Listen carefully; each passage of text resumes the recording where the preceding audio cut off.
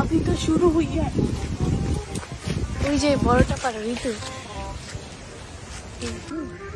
পারবা, লাভ মারো, ডানটা দিয়ে দাও।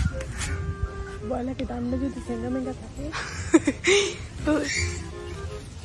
উপরটা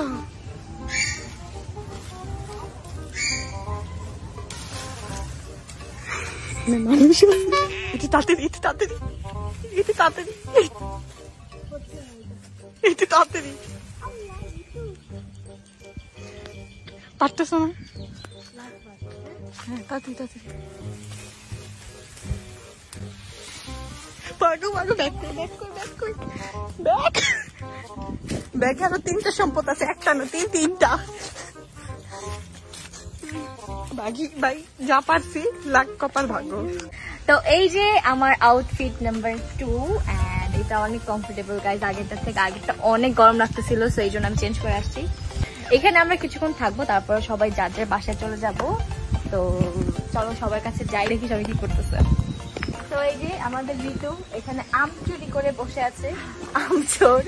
ওদের বাসায়, নিজের বাসায় অনেক আম আছে, কিন্তু তারপরে তার চলে না, এখান থেকে তার আম চুরি করতেই হবে। বিকজ চুরি করার মজা আলাদা। দেখো ঋতু একবারে ঘেমে অবস্থা খারাপ হয়ে গেছে আম পাড়তে পারতে। চুরি করে এই যে দেখো ব্যাগের অবস্থা, ব্যাগের মধ্যে সব চোরের জিনিস। ঋতুটা খাবো না, আমি খাই না, আমার টক পছন্দ না, আমি জানি না কেন। সব মেয়েদেরই পছন্দ, বাট আমার পছন্দ না। তার মানে কি তুমি মেয়ে না, তুমি একটা ছেলে? সব মেয়েদের পছন্দ, কিন্তু আমার পছন্দ না। মানে সবার যে সবকিছু পছন্দ হবে এটা তো না, এটা বলছি আমি। আবার কোক কি রে, তুই না ডাইট করোস? কে ডাইটে কবে বলছিস? কি ডাইটে? ও গাইস আমি কখনো কোনো তুমি কি করো? ও মাই গড, আজব তো। আমাদের ভালো লাগতেছে না, আমি চলে যাব।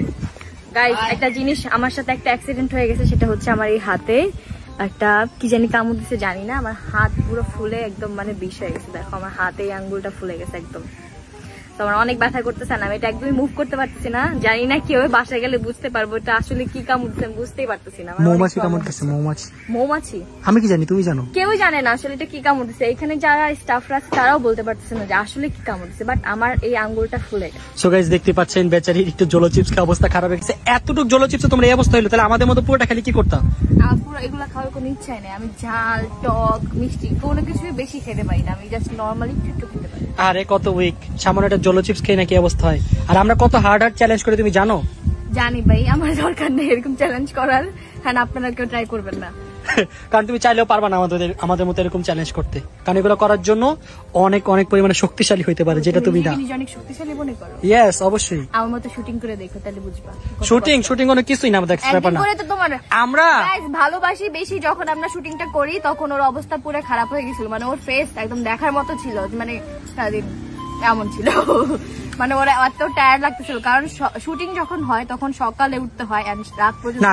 কাহিনী হচ্ছে যেদিন আমি ওই শুটটা ছিল এর আগের দিন আমি সারা রাত ঘুমাইনি, কারণ আমার ব্লগ এডিট ছিল।